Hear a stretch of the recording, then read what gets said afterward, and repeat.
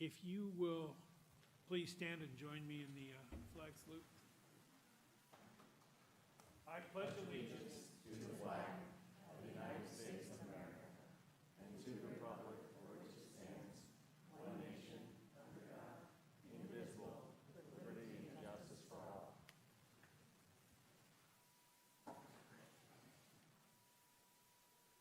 All right, next item on the agenda is the approval of the agenda.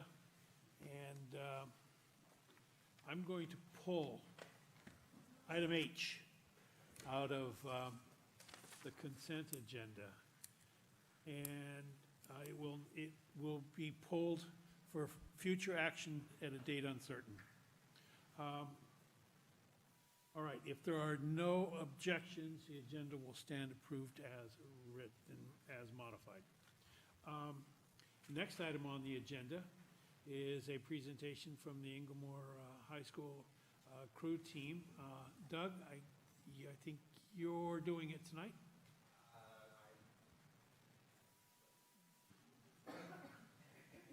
Lance, I guess, is not here, the athletic Yes, director. Yeah. originally Lance was doing it. I found out this morning at the last moment that Lance wasn't. So as far as a presentation, I had nothing significantly planned. I thought I was going to be watching Lance provide a presentation. So, Well, I'm sure you're going to do a great job. so whether it's a presentation or more, I'd just like to say on behalf of Inglemoor crew, I have six rowers and coxswains representing the high school here. We wanted to thank the city of Kenmore specifically for allowing us use of their facilities, using the park, the launch. As coach of these kids, I think the kids have been a great representation of citizens of Kenmore. I have watched them pick up each other when they've fallen down. We've had kids have horrible days, and you see their teammates pick them up, support them, and basically be good humans. When we've gone out to regattas and events, they have not been, lack of a better word, idiots or fools. They've acted like respectable young adults. Granted, they might be a little silly at times, but for the most part, been a very good representation of Kenmore and its citizens. This is my first year coaching with the high school. I am an engineer. I actually worked with some of your employees here when I used to be at Shoreline. So being a teacher wasn't exactly what I thought I would be, but these kids have helped teach me. I helped try to teach them. And just thankful for the opportunity that North Shore School District, City of Kenmore, Inglemoor High School has given me to work with these kids. So, Thank you. thank you. The city and the city council are very proud of our students at Inglemoor. They are a tremendous group of young adults. And we are so pleased to see the rowing team take shape. We were very excited when it was first announced a couple of years ago. I understand it's now spread to 4 high schools because the other 3 learned that of what we were doing and they wanted in. It's so great that you guys are actually doing that. It really opens up so many things to your future. Colleges actively recruit kids with rowing team experience, and you guys are really to be commended for this. But there's a heavy weight on your shoulders. I don't know that you're aware of this, but your superintendent, Dr. Reed, promised me 2 years ago that within 5 years we would have a national champion rowing team. So you guys had better get rowing. I say that's great. Let's do it 5 years from now. But I'm excited. I'm excited where the program's going. I'm excited for the enthusiasm with the students. You guys are doing a tremendous job. Thank you, thank you, thank you so very much. We are very proud of you. Now, I understand that you want a picture?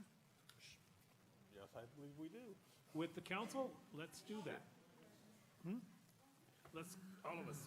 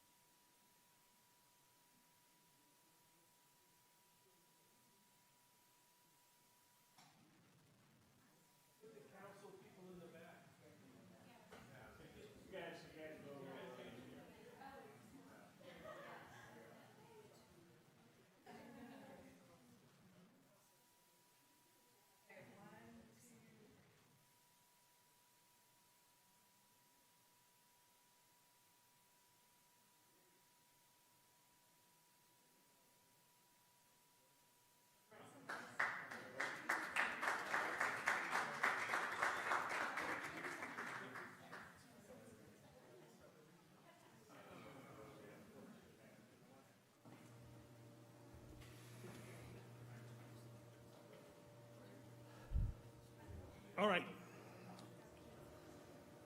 Next item on the agenda is citizen comments. This is an opportunity to express your views on issues that are important to you and to the community. We ask that you please limit your comments to 3 minutes.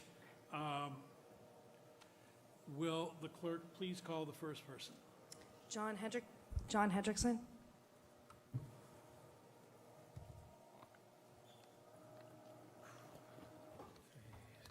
Good evening, John Hendrickson, Kenmore, Washington. I've given you all handouts. I didn't give the detail behind it to Dave or Milt or Nigel because they already know all this stuff and been over it a million times. The top page I gave you was a summary of how much we've been spent on the St. Ed's ball field.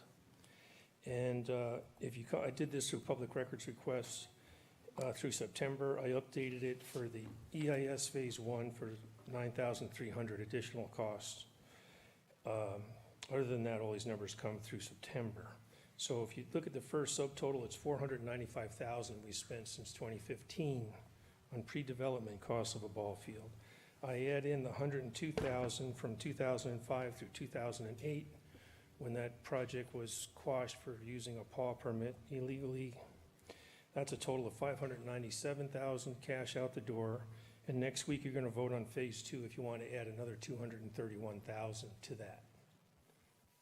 And what you got to remember is the whole reason we're doing this EIS is because you guys want to have lights up there. It's a biodiversity corridor. And at the end of the day, the odds of you losing are immense. So you're not going to get the lights anyway. So why spend the $231,000, negotiate a deal and say we were wrong, do it the right way to begin with, try to protect the environment and the wetland up there, and build a grass field. So how did we get here? I gave you some history in here on how we got to spend $600,000 to $830,000 in pre-development costs. First is when we were trying to use the PAW permit to build this field, which was used back in 2008 illegally. We were told, I was on the council at the time, repeatedly I would ask, are you sure we can use this permit? It's legal. Yes. Debbie Bent was the person in charge. Repeatedly said yes. Then attachment number 1 is the legal opinion a citizen hired, paid $3,000 to get, and as soon as an attorney stood up, citizens were coming up out of the woodwork. We were ignoring them. We were told to ignore them by staff. And as soon as we got a legal opinion, our staff told us, oh, we can't do it. Okay, we had lost, between that and 2 other projects, $300,000. Number 2 is an email from Marilyn Chase where the staff told us and her that the school district didn't want to partner with us. And then she met with the school district and said, yes, they did want to partner with us. So that's number 2. Number 3 is the famous Brent Smith, Doug Levy, threatening to withhold permits from state parks for the hotel if they didn't give us the ball field. Number 4 is the Dolan Tigard case, landmark case, which Joe Marshall knew off the top of his head. I was surprised.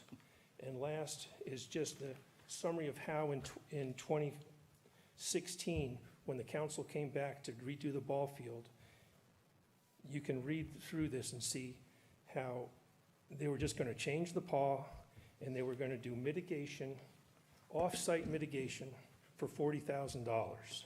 That's Debbie Bent on page 2. And you can go to the meeting and listen to that. To me, it's absolutely appalling Mr. Hendrickson, we're at 3 minutes. that we would have the audacity to go on the record to say that you could do such a thing. Thank you. Thank you, Mr. Hendrickson. Is it Majid? Majid, you're next. Thank you. Does it count against my time if I distribute some for material to them? Oh, you want to give it them the some? clerk. You can give it to me. Yes. Thank you. I was hoping you could look at the Okay.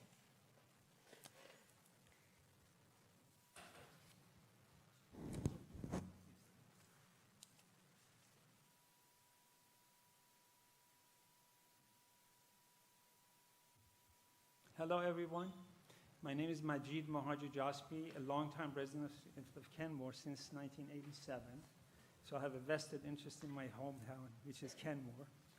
I've already filed the amendment for comprehensive plan change for a parcel up in 68th Avenue up the street, just a block and a half away.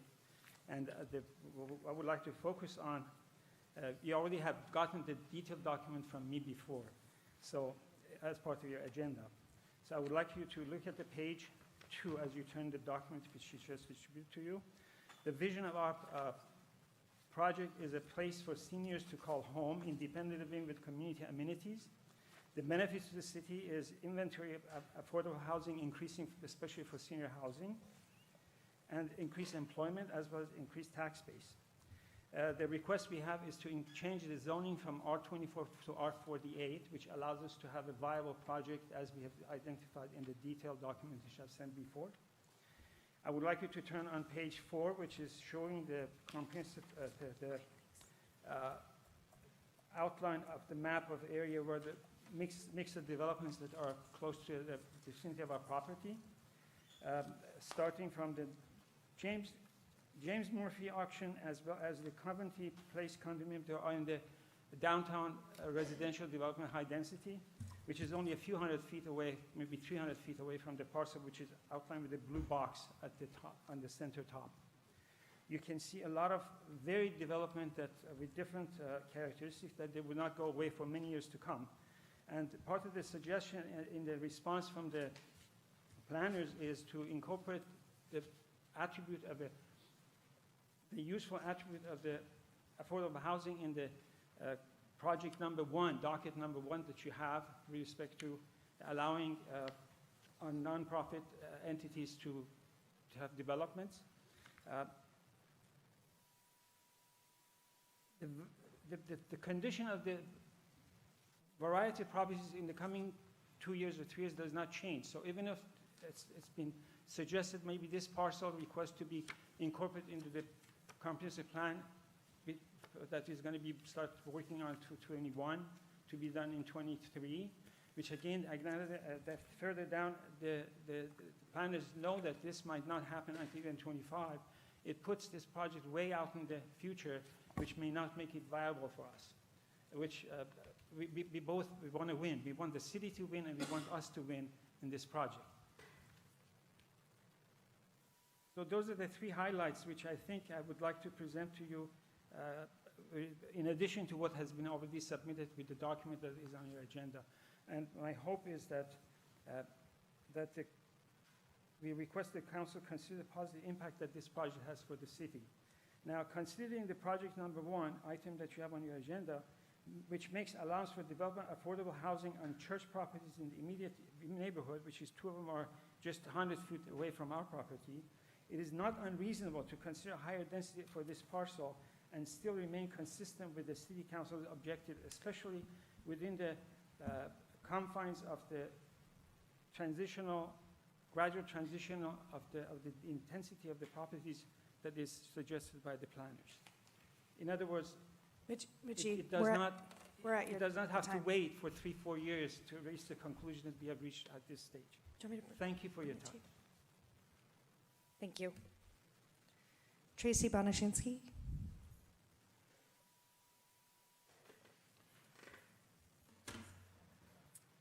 I'm Tracy Bonashinsky. I live in Kenmore. From the current draft pros plan, in 2019, North Lake Little League had 279 players with a City of Kenmore address. Based on the number of Kenmore residents in the league and the number of games and practices played by an average team, Kenmore would need 4 baseball fields, aside we currently have 3, to serve the city's existing share of fields for the North Lake Little League if those fields were fully utilized. Under their current practices, the North Lake Little League does not host games on Sundays, which reduces the overall efficiency of programming any fields. Let me highlight, the North Lake Little League does not host games on Sundays, which reduces the overall efficiency of programming any fields. Again, from the current draft pros plan, based on the number of Kenmore residents in the league and the number of games and practices played by an average team, Kenmore would need 6 soccer fields to serve the city's existing share of fields for the North Shore Youth Soccer Association. Between the city's current fields and other fields in the local area, school and adjacent jurisdictions, North Shore Youth Soccer Association has been able to meet the current needs of Kenmore residents. Let me highlight, between the city's current fields and other fields in the local area, school and adjacent jurisdictions, North Shore Youth Soccer Association has been able to meet the current needs of Kenmore residents. This does not strike me as a dire situation requiring a $5 to $7 million or more solution that would degrade and destroy natural open space with critical environmental and climate functions in a park that ought to be stewarded with all Washington state residents in mind, not just those living within a small radius of Kenmore. And that would turn a blind eye to the fact that we are in the midst of a global climate crisis. Australia is still on fire. The Amazon is too. Droughts are becoming longer and more extreme around the world. In the Pacific Northwest, king tides are increasing. Our orcas are dying.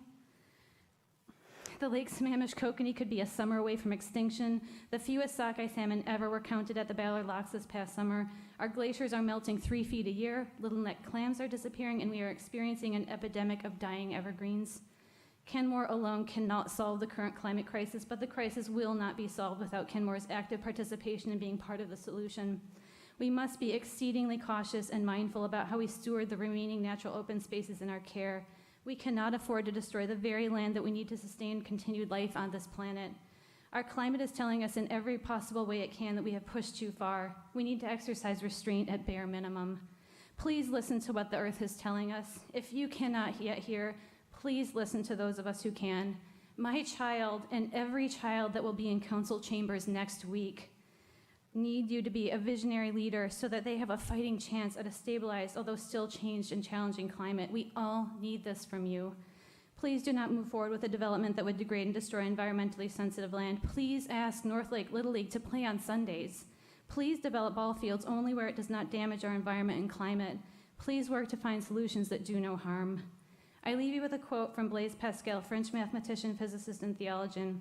The least movement is of importance to all nature. The entire ocean is affected by a pebble.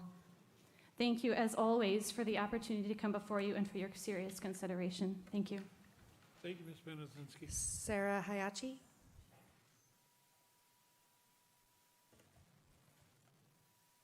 Good evening.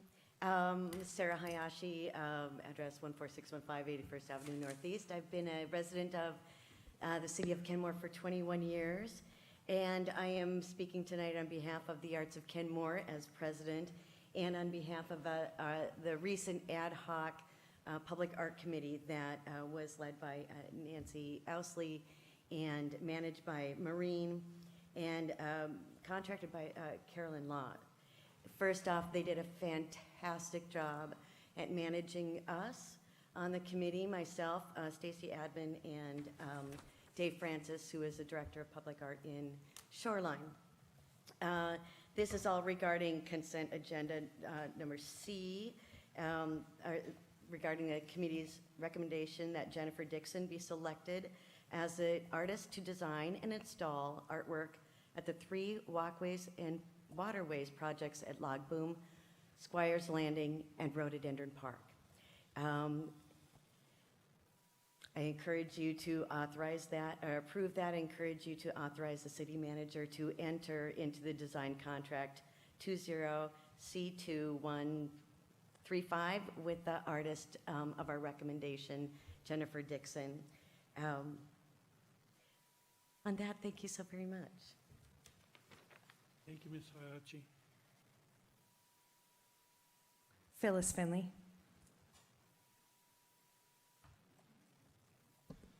Phyllis Finley, Kenmore. The prose plan still needs 5 corrections in order to be accurate. Number 1, if St. Edward will not be named as a specific ball field project, the figure of $7 million on page 93 needs to be changed to not included. Elsewhere, specific dollar amounts are only assigned to specific projects. In that vein, $7 million for a ball field in a city that is experiencing a budget deficit and in which citizens have not chosen such an amenity as a high priority cannot be justified. $7 million is 7 times the cost of the next highest ball field renovation in King County during the last 2 years.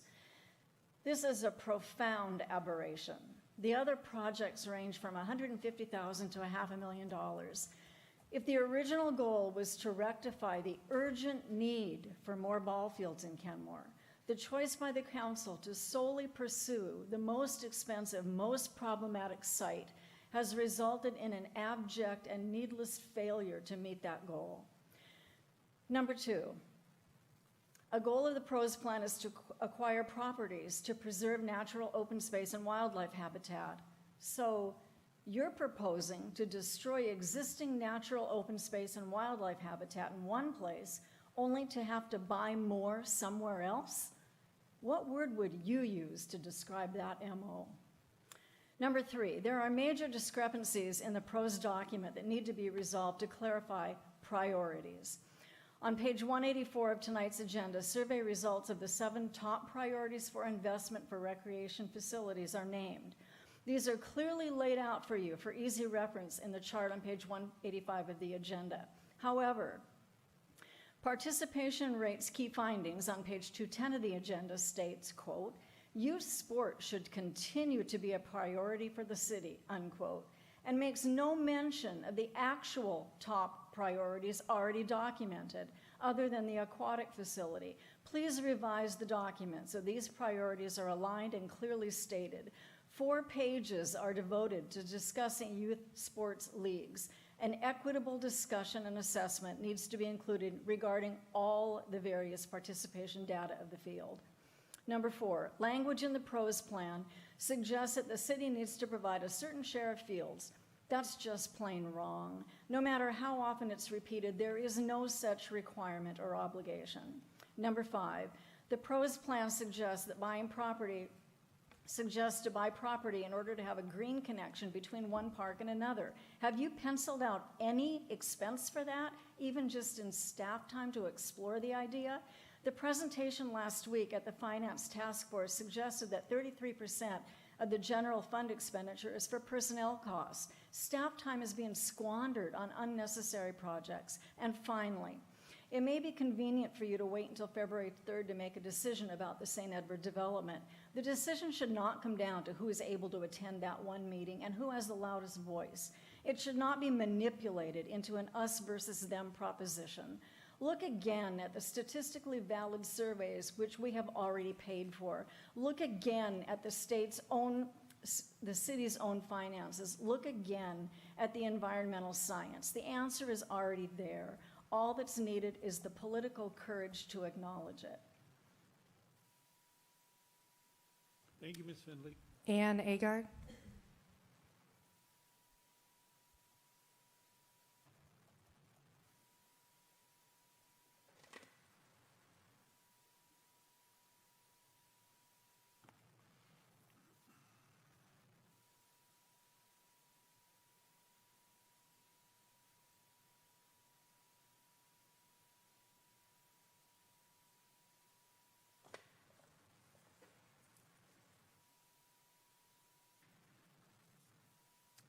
Ann Agard. I am not a resident of Kenmore. I live in Bothell, but I've spent a great deal of time at St. Edward State Park.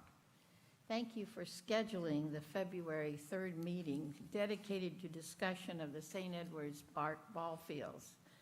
I appreciate the review of the scoping documents and the opportunity to address the council's options, including the different playfield options and the possibility of not continuing with the SEPA EIS. I'm not able to attend this next February 3rd meeting, and so in preparation to the council, I have reviewed your agenda packet and noted the amended contract with the Watershed Associates dated November the 25th, 2019. So I am addressing 3 issues, reviewing the information of this January 27th document and others, and ask you that you consider them, and I've outlined them on the paper I've just given you. Please provide the additional review by watershed consultants on the various applications as referenced in the packet this evening. In order to proceed with this project, Ken must review the project under the variance code under which the project was filed, not the 2019 amended code.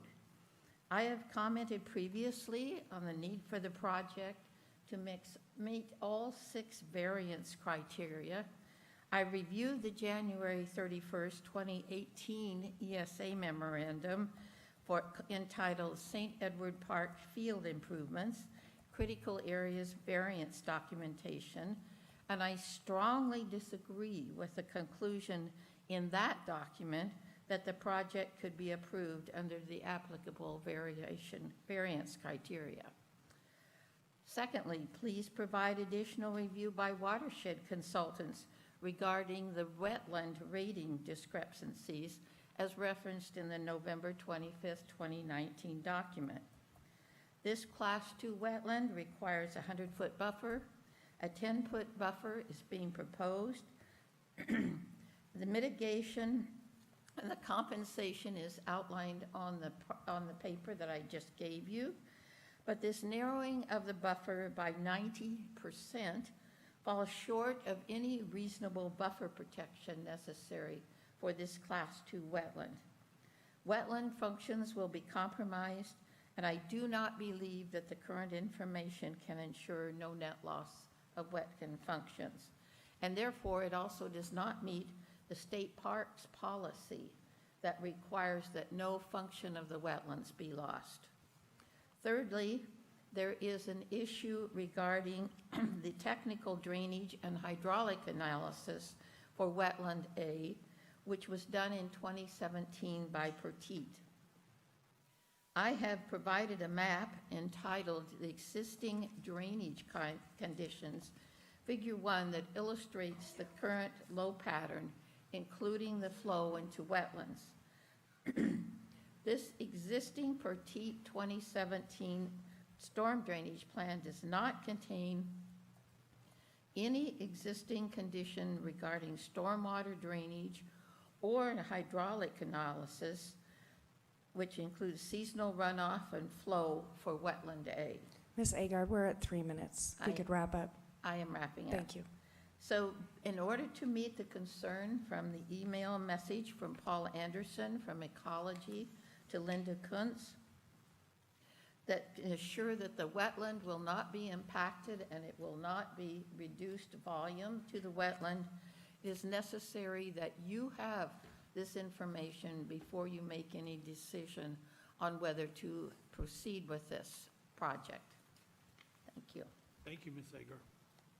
There's nobody else signed up. Anybody else wishing to be heard? Thank you. Anybody else wishing to be heard? All right. Those of you that spoke on the ball fields, Mr. Hendrickson and Ms. Banazinski, Ms. Finley and Ms. Agar, thank you very much. We will be discussing this on February 3rd. We've got a whole special meeting devoted to it, and we certainly will take your thoughts and notes into consideration. Mr., you're going to have to forgive me here, Mohajer Jazbi, we will certainly take your comments into consideration. This is more or less a staff determination. I just do have a question, Ms. Bent. Is this spot zoning to change that one parcel?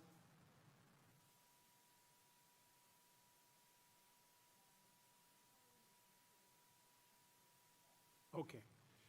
Anyway, thank you very much for your comments, and I'm sure we'll be taking these into consideration. Housing is important in Kenmore. All right, next item on the agenda is we're going to recess into executive session for 20 minutes. And this is pursuant to RCW 42.30.1101, subsection I, to do with property acquisition. No, excuse me, this is for potential litigation. We expect the executive session to last 20 minutes, and we will be in exec session for approximately 20 minutes. If there is no further discussion, clerk, take the roll. Mayor Baker? Yes. Deputy Mayor Herbig?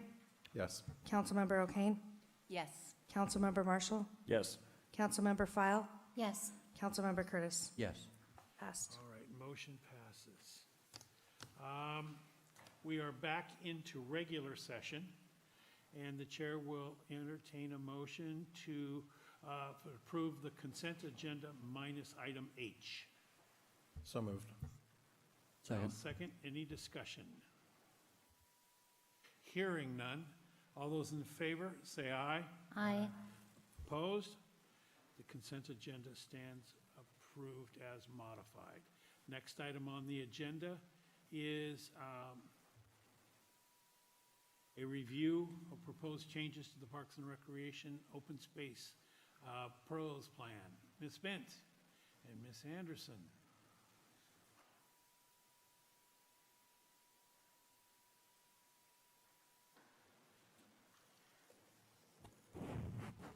Good evening. Good evening, Council.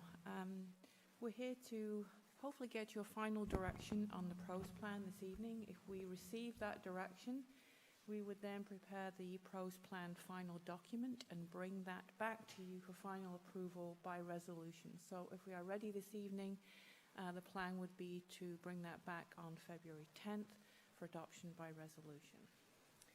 So I'm going to now turn it over to Laurie to kind of go over briefly the changes that you requested at the last meeting that were incorporated and highlighted in the attached revised pros plan. Thank you. Good evening. I actually am not intending to go through every single change, but I did want to call to your attention that the changes from the draft that you previously reviewed are shown in yellow highlighting, with underlining for new wording and strike through for eliminated wording. What we tried to accomplish with these changes were a number of things itemized in the agenda bill. There was a concern that the findings were mixed up with the recommendations in the demand and needs analysis, so we went through and tried to clean that up and address and move things into the recommendations and leave only the factual findings in those sections. We reinforced the importance of partnerships. We noted that an implementation measure would be to provide a map of trails and walkways. We clarified the KWAC information to indicate that it really was reflecting membership and not participation rates. Then we removed references to future development of the St. Edward State Park ball fields, referring to development of ball fields generally, and the pages where those changes appear are again listed in the agenda bill. We described the existing passive use of the St. Edward State Park ball fields, and then we corrected some references and made some other editorial changes. So there was one additional request that did not require an amendment, and that was the question of using Linwood Park for a dog park. Master plan for Linwood Park is one of the projects in the pros plan, and the notion of a dog park being a priority is also in the plan. So we didn't feel that it was necessary to make a modification there. One thing that appears in the pros plan is a Moorlands Trail connection, and I think, Debbie, were you going to speak to that? Yes. The city manager, I believe, is giving a recommendation to the commission, to the council, to remove that from the capital facilities plan. I just want to kind of remind the council that there are very few new projects on the CFP, and that projects that are on that list are not fiscally constrained. Projects do need to be included on the CFP so that when budget or resources or priorities dictate, they can then be included on the 6-year CIP, the Capital Improvement Programme. And just because a project is on the CFP in the pros plan does not automatically guarantee it will be built, but gives the flexibility to consider it as a project based on priorities. The pros plan and pros plan element of the comp plan are updated every 6 years, so there is opportunity to amend the CFP in the pros plan based on changes in demand and need, and the CFP element of the comp plan can also be amended annually. I do want to apologize for a mistake related to the Moorlands, a factual mistake. The Moorlands Trail is identified on page 96 at $5 million for long-term trail development. However, there's an additional 5 million identified on page 95 for acquisition. So in the CFP, there is 10 million actually for this project identified in the CFP. Council direction for this particular project should therefore be on both the acquisition and development portion. Most projects in the CFP do include a planning phase, such as developing a master plan or a feasibility study to assess the options for implementation before additional funds are allocated for implementation, such as acquisition or development. So there are several options Council could take with respect to this project. Council direction could be to remove the project from the CFP, and in this case, staff would make the necessary amendments to the pros plan to do that. If Council direction is to keep the project in the CFP, there are two possible options. Number one, you could keep the project as currently described in the CFP and in the pros plan text. Or number two, you could include a feasibility for the Moorlands Trail, perhaps at $150,000, as the first phase of this, as a midterm project on the CFP, and either include 10 million as a long-term project, 13 plus years, for acquisition development, or remove the 10 million and amend the CFP following the results of the feasibility analysis. And the text in the pros plan would then be amended based on this direction. So I just wanted to restate the purpose of the CFP, apologize for the mistake in the agenda bill, and give Council some options on that particular project. Questions?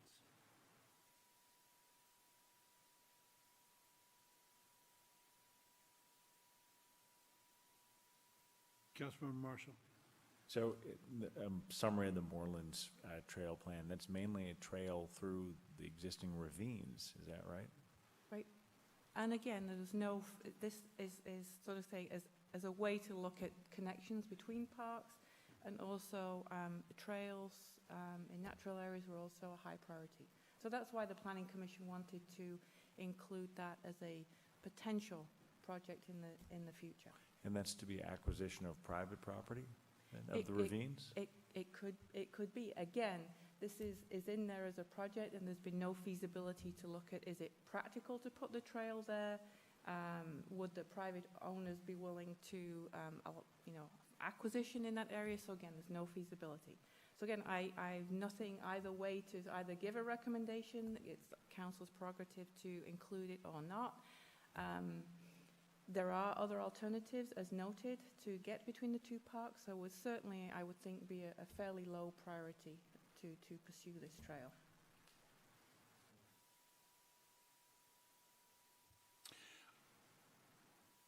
You're looking for direction. Yes? I don't see, Councilmember Curtis. I would rather see this project removed, the Moorlands Trail. Okay. I think building in a ravine, there's going to be water there, there's going to be all kinds of mitigation issues, and there is a way to get from the other parks up to Moorlands.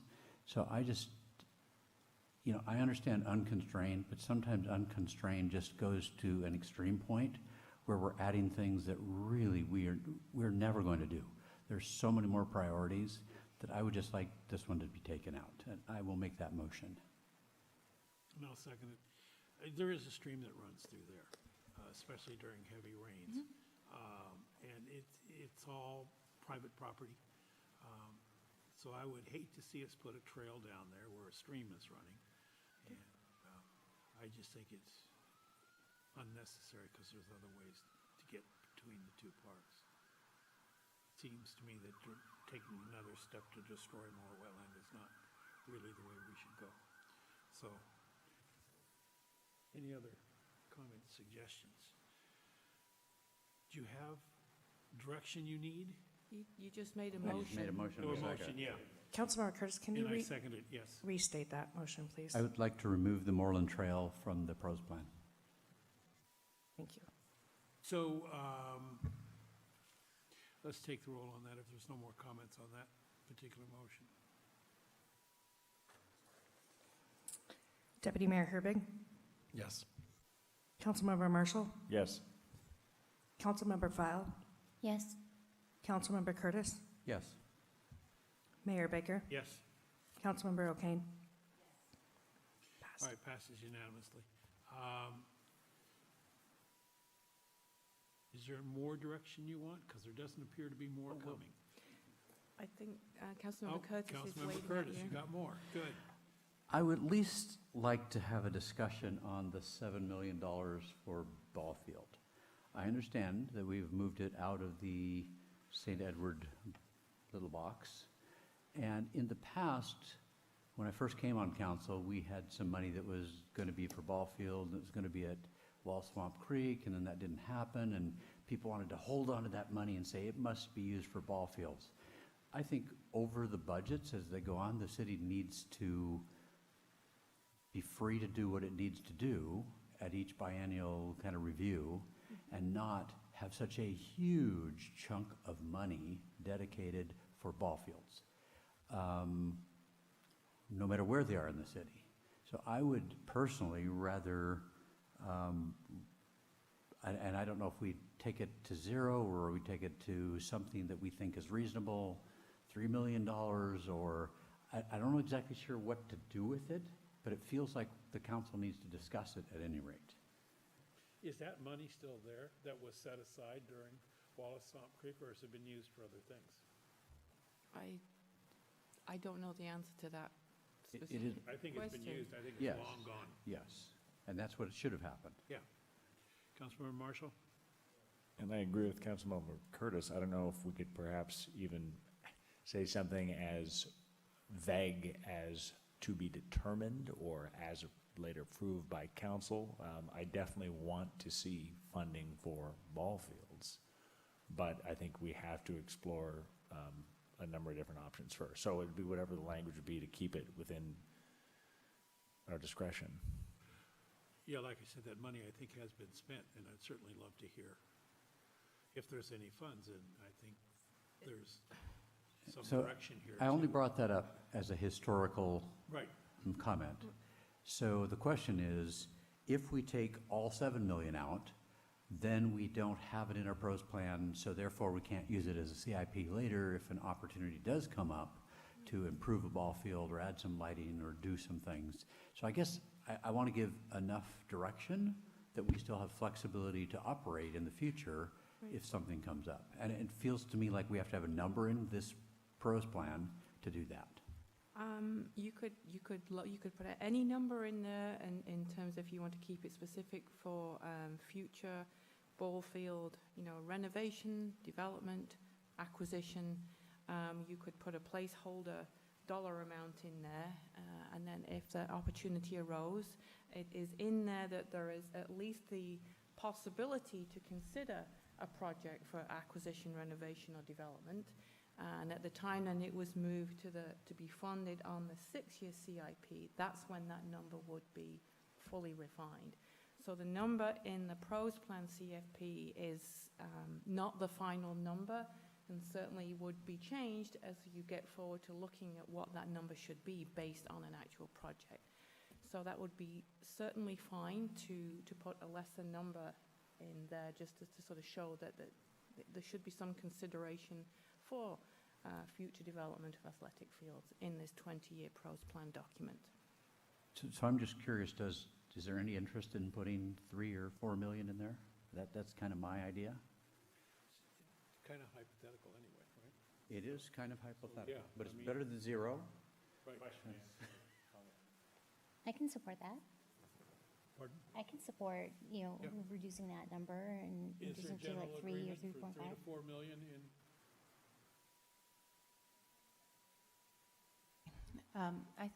I think I'm in agreement there, but I think from what I had understood is there's a dollar amount, but it's not since we're not associating it with St. Ed's. My question would be, and I'm just mapping the funding, the decision on the funding is when it goes to the CIP, is that what you said? Correct.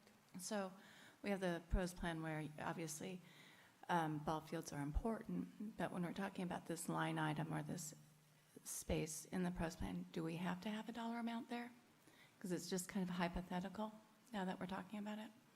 I think you, Is it okay to have it blank in the write-up at this point? I think it would be better if there was a dollar amount. It's not a commitment rather than having something blank. Because if you put a dollar amount there, there is at least some consideration that it could be a future project. Having it with no dollars assigned, I don't know if that causes any technical issues of moving it to the CIP, and I'm looking at the city attorney to see if she can kind of help answer that technical question. Yes, and of course, the monetary amount is a policy decision, but the amount should be designated if it's going to then later go on to the CFP, the Capital Facilities Plan. It has to be identified in the Capital Facilities Plan to make it into the CIP. And this is the direction that when you later talk about the docket and the PROS plan becoming a part of the Capital Facilities Plan, it needs to have a number if you're going to have some sort of even a general ball field discussion later on. We're generally in agreement then with, So how about if I go ahead and make a motion? I would like to, well, you can do that if you want to, but Okay. they're looking for direction. And so if we've indicated, but if you want to make it a motion, go ahead. I'd like to make it a motion. Great. We'll make it really clear so they can have good direction. I would like to change the number from, I think it's 7 million that's in there now, down to 3.5 million. I second that. Moved and seconded. Any further discussion? Clerk, please take the roll.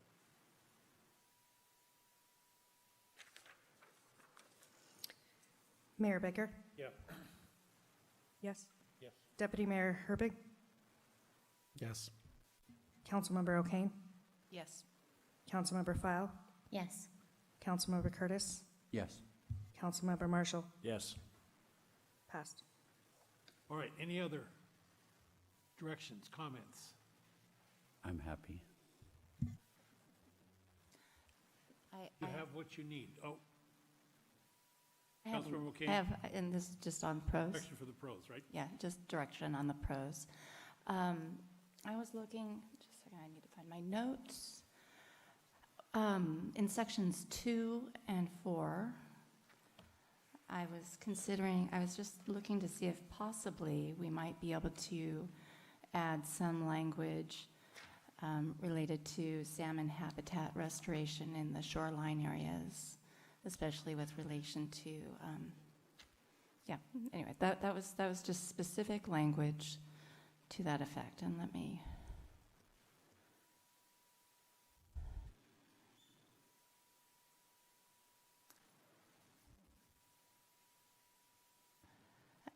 I'm just scrolling here, please forgive me.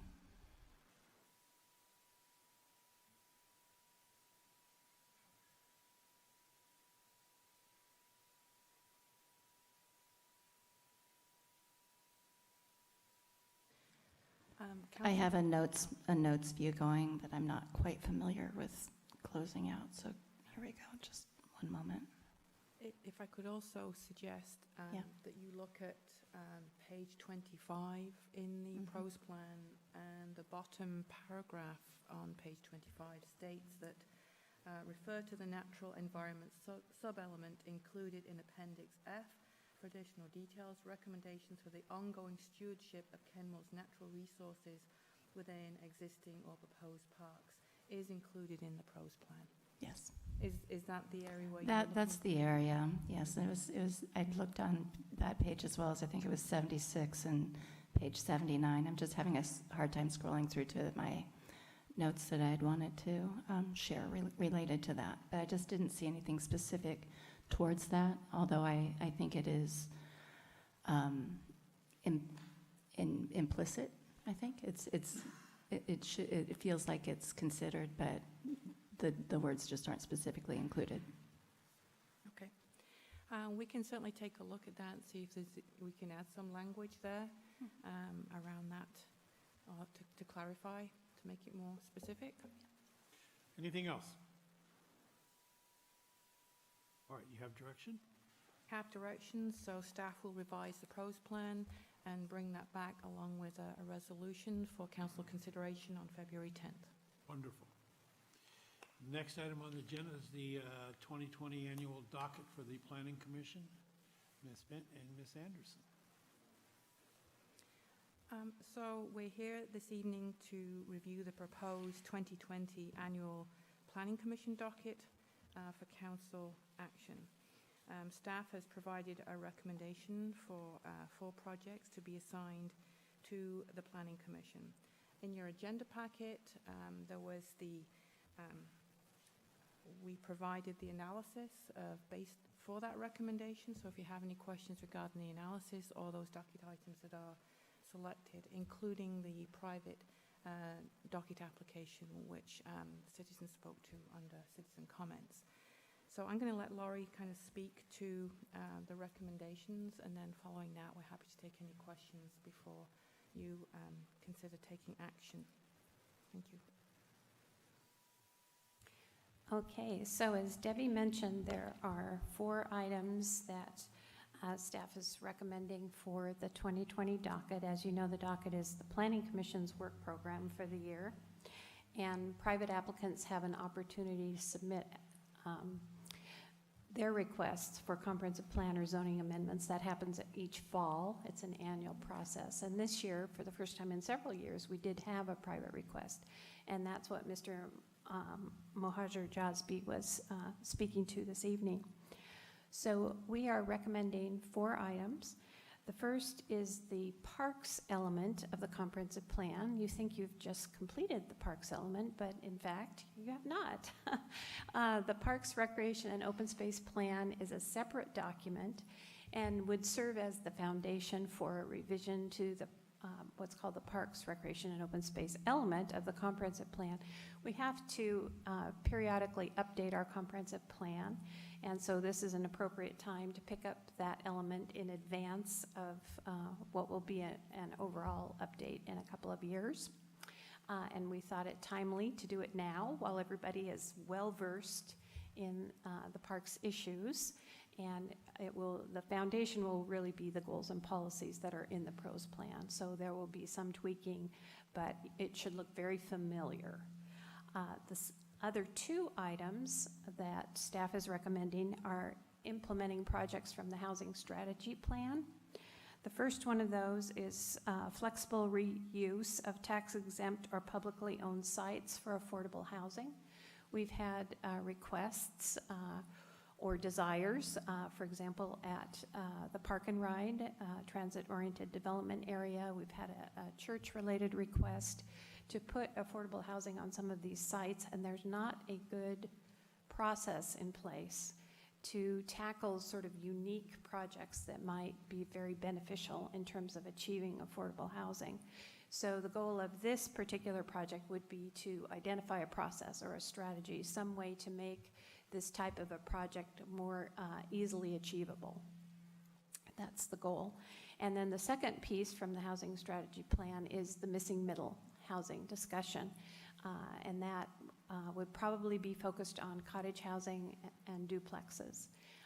So I don't know where we would go with that, and some of it may be directed by what happens in the state legislative session. But that's the second affordable housing project we're recommending. And then the 4th project is an implementation of the economic development strategy, and it would be to look at office and incentives to office development, and whether there are code and land use issues that might incentivize more office development in Kenmore. I wanted to speak to the private request. The request was to rezone this piece of property on 68th to a higher density, actually to R48, which is 48 dwelling units per acre. Although that's a zoning district we have in the city, we don't have any property currently zoned for that. So this would be the only piece of property in the city that would achieve that zoning if we take up this private request and that we're successful.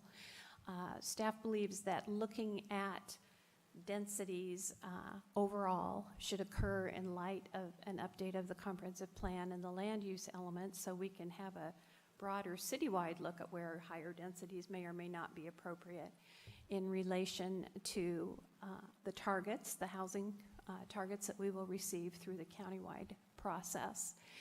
So what we are proposing, because the idea with this private request was to do an affordable housing senior project, which seemed like a positive benefit, potentially.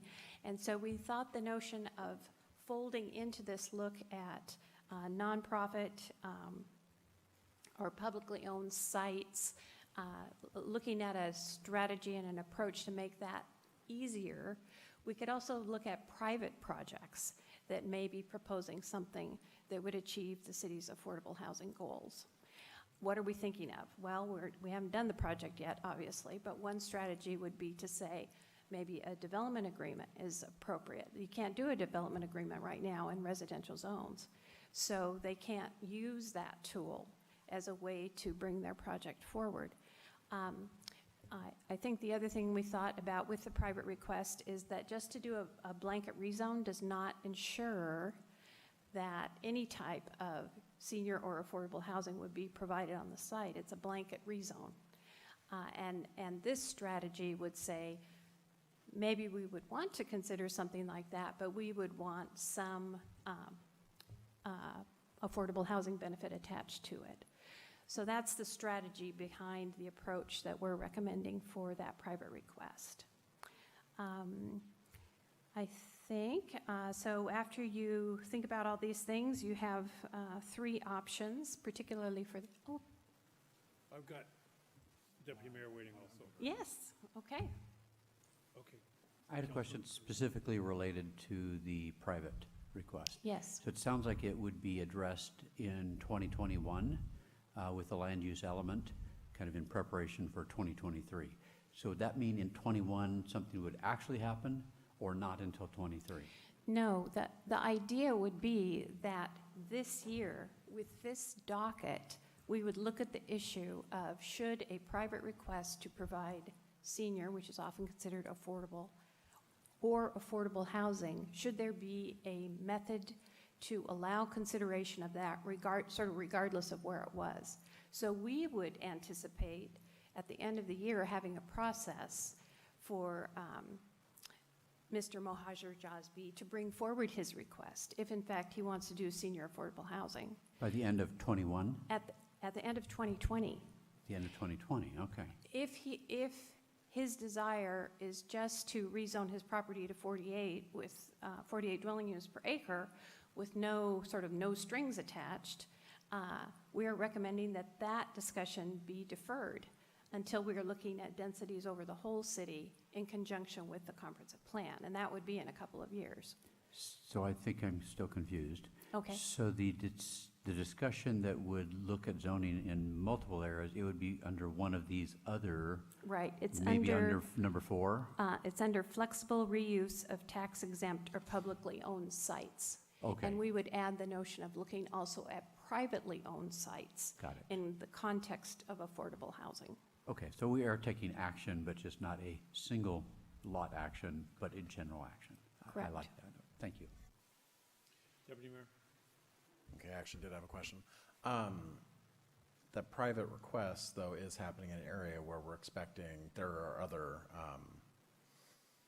developments going on. There are other affordable developments going on, and we might be having to make some changes, I would think, or maybe development agreements. I'm not sure exactly what we're looking at with, say, what the church is proposing up there. Mm-hmm. And it would make some sense to kind of lump these together, seeing as they're directly next to each other.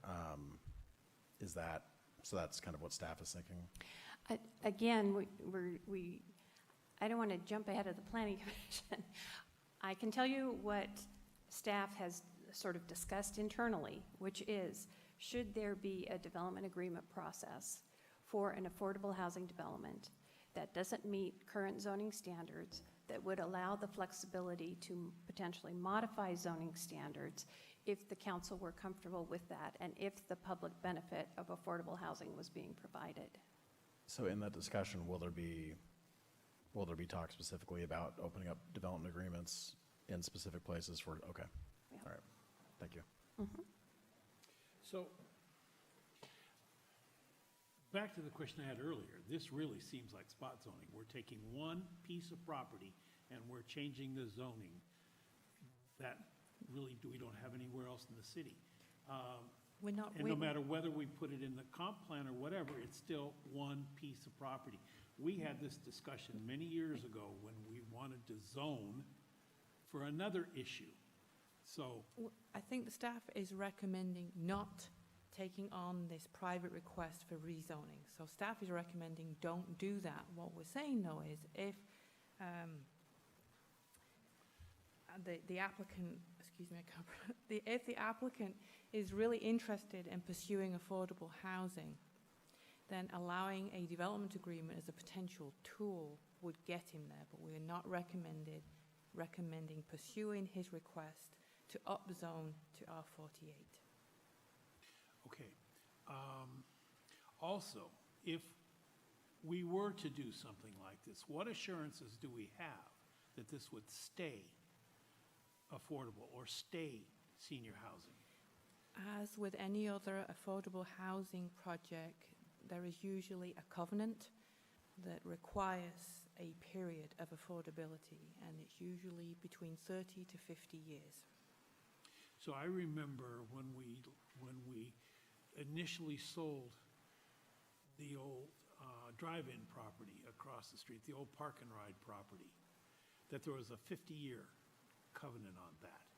And that's what we anticipate for something like this?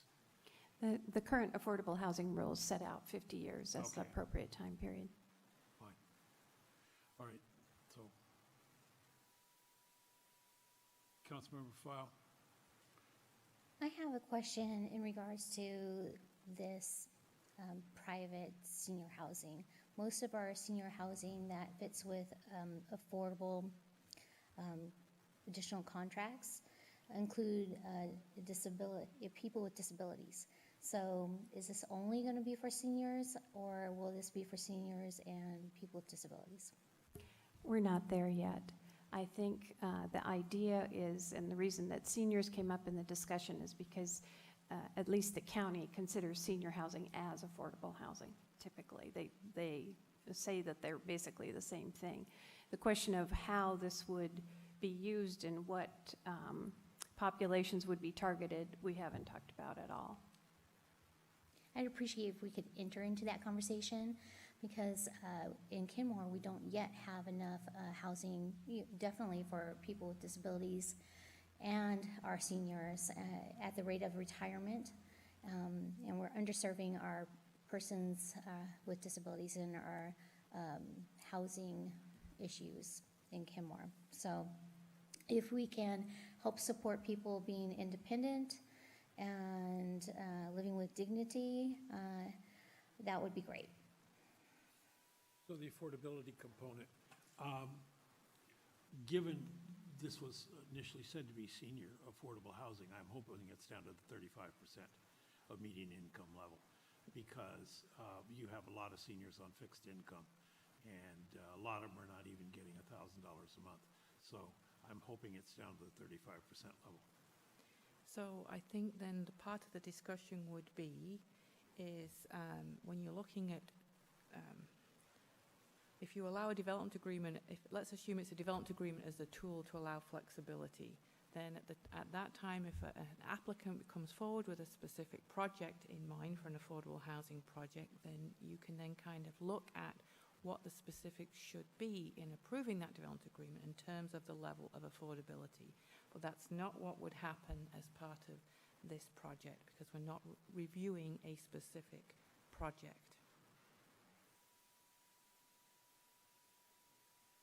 All right, any other questions? Councilmember File. So do you see any real risk to upzoning with this request? The request was to consider an upzoning. I haven't heard any specific statement from either of you as to why that wouldn't be an option or should not be an option.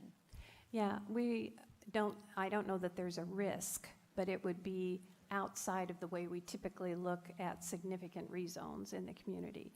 Typically, we don't take a single parcel and assign a density that's higher than any place else in the city there would be no strings on it, so it would just be that they would get a higher density. that is a conversation that certainly happens, but it's usually in a broader context, looking at how many housing units, where in the city it's appropriate, that kind of thing. And that's why we were saying if you wanted to go the rezone route, that the comprehensive plan update that's coming up in a couple of years would probably be a better opportunity. Deputy Mayor? What's the allowed density in downtown residential? I believe it's 48. Okay, thanks. Yeah. I will say that what we're thinking of is to provide increased flexibility. If you zone it to 48, you can get to a certain certain density. If in fact there's another process, because the outcome is going to be something that the council desires, you don't have to be limited necessarily to 48 unless that's the appropriate density. We're trying to provide more flexibility for a project that provides a public benefit. But to upzone that, given where it's at, and given the traffic impacts to an already stressed system, with no guarantees that it will be affordable, it just doesn't make sense to me. We are not recommending that. That's why we're recommending not doing that. And if I may, Mr. Mayor, just to clarify, Yes. for the record, the not doing that, the action is to not approve putting it on the docket, Right. of course. I Right. just want to get for the record, Right. it's not obviously a decision on the rezone No, itself. it's not, absolutely not. Thank you. Councilmember Marshall? I was going to say the other possibility that you had suggested, a development agreement, perhaps, with protective covenants. So- I think that was sort of, it is a tool like that, sort of assuming that's what the answer would be. So if council direction is based on the staff recommendation, then the analysis of the appropriate tool would occur with the Planning Commission, and they would come forward with a recommendation. Right. Deputy Mayor? Oh, I'm sorry. You want to I was continue? just going to say, the development agreement tool is the one thing that we have been thinking of. We haven't even begun to look at, are there other creative ways to support affordable housing developments that we haven't considered? So I wouldn't be surprised if a development agreement was part of the mix, but maybe there's something else out there. We haven't started the project. Deputy Mayor? Yeah, I mean, I'm fine not adding this to the docket and following staff recommendation, but that area is an area that already has, a good amount of denser housing and affordable housing, and I think I would want the next step of this to happen in the next, to happen next year, like you were saying, so that we don't lose momentum up there too, because there's a lot going on and there's a lot of synergies that could kind of come together in a good way, I think. So, just want to make sure the ball keeps rolling. All right. Do you have more? We interrupted you with questions. No, I think Councilmember Curtis has a question. Councilmember Curtis? I'd like to make a motion to accept the docket as recommended by the staff for the 2020 work by the Planning Commission. And I'll second that. Any further discussion? Deputy Mayor? Yeah, sorry, I think that was, I thought we were just talking about the one thing and not moving on so quickly. I was actually a little mildly disappointed, not wildly disappointed, but just mildly disappointed that everything kind of, especially after seeing how things went at the retreat, sustainability really raised up quite a bit in what the council was focused on. And all the projects under, all the docket items listed under sustainability are 2021 plus. They're all a little further out there than some of the stuff we're working on. I might argue that some of these, especially kind of some of the easier ones, like, especially with the development we have going on, getting electric vehicle parking incentive, or even possibly a requirement for larger multifamily stuff in place now, before additional things are permitted, might make sense to scoot that up earlier rather than putting that off for at least another 2 years. And standards for alternative energy facilities would be nice also. But I think an easy one could be electric vehicle parking incentives. And I'm curious if staff thinks that that's something that could be supported in the docket, or something would need to be moved off, in your opinion? I don't know if this would have to be a planning commission item, but again, we're looking at sort of resources and how that would be. So this is not what we would be recommending for 2021. And I think the direction that I've heard from the city manager is if something is added, then something needs to be taken off. So it's a balance. So if you wanted to add something, then it would be taking something off in this year's docket if you wanted to do it this year. With regard to the climate action plan, I believe the city manager's approach is to come back with a proposal for how and when to implement and what resources would be needed to do that, which is why it's not proposed on the 2020 docket, because at this point we don't know what that plan will be and what resources would be needed. And these may be part of the climate action plan. Okay. That makes sense, actually. Thank you. Councilmember O'Kane? I just wanted to echo what Deputy Mayor Herbig brought up. It was a concern of mine, and I wasn't sure, I'm new to the council, but I wasn't sure where climate action would fall in, but I was a little disappointed to see it wasn't robust enough for the conditions of our world today, in my opinion, in the area of environmental or climate action, especially given our region being the nexus point for Lake Washington and Lake Sammamish intersection and our Chinook salmon run. So personally, I think it would be worthwhile to revisit and place something more environmental on the docket. So I'd like to advocate for that. Councilmember Curtis? So, having been on the council for several years, this whole docket thing really confused me the first couple of years around. The important issue is this is work that we're giving to the Planning Commission. There's some work that's so important we want to keep for ourselves. And right now, I'm not sure what we would tell the Planning Commission for some of these other important things that are our priorities. But we need to keep them for ourselves for now. So that would be my argument. Let's keep the docket. It's a really full workload already. And we don't want to give them stuff that we want to actually be responsible for directly without somebody filtering it and doing the research and work. So that'd be my argument for don't add those other things that are our priorities onto the work of the Planning Commission. And as Ms. Spence said earlier, if we add something, we need to take something off. So I'm not sure if that's the direction we want to take. Deputy Mayor. I mean, honestly, push came to shove and I had to look at what we have on the docket. I would take off the office incentives and add on something environmental. I mean, I know that we've been talking about office incentives for a while, but I think you could move one and replace the other. But I think staff makes a good point with the work that we're going to be doing with the climate action plan. That may give us the foundation to move forward with a lot of this stuff and a little bit more of a game plan with how they all fit together and how we move forward with all of them. So I'm comfortable with it as it is, assuming that once we get the climate action plan, we're prepared to kind of rejigger resources a little bit to address that. I agree with taking off office development. Sort of doesn't work with our economic development plan, and that could have long-lasting effects. Councilmember Marshall. I echo that regarding office development, or taking that off and then replacing it with environmental. All right. Any other things? You have direction? I think there's a motion on the table. And there's a motion, but I'm saying you have enough direction. I will if the following direction on the motion. All right, yes. any further discussion? Can you restate the motion, please? The motion?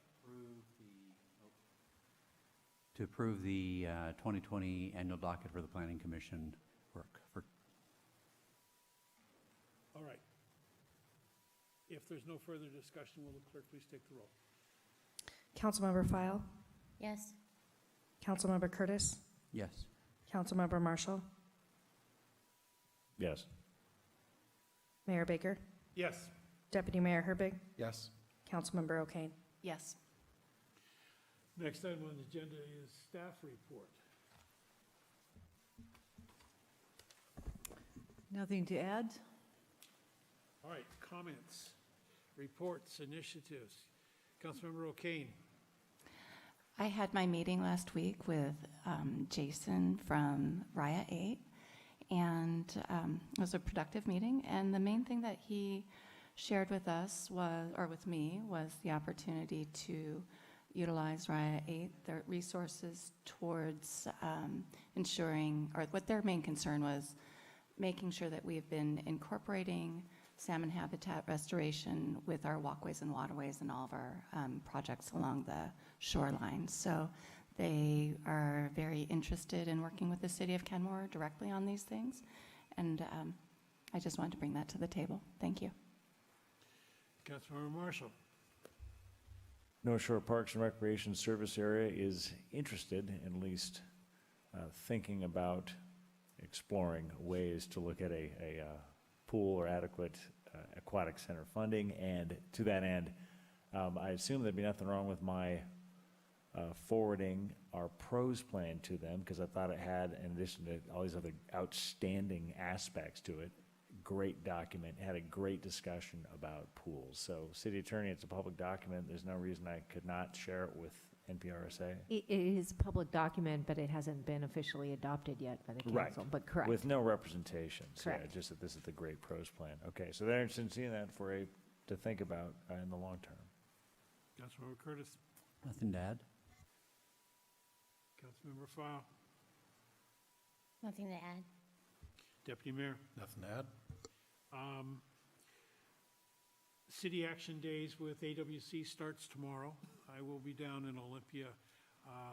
Ann McFarland has got a class in the morning that I will be attending, and then we've got appointments scheduled throughout the afternoon with our legislators to talk about our legislative agenda, and primarily the loop trail, the walkways, the loop trail on Juanita. So, and then on Thursday, on the 30th, there's meetings down at PSRC on Western Avenue for the newly electeds, and we're looking forward to seeing both Councilmember File and Councilmember O'Kane at that meeting. And if there's no further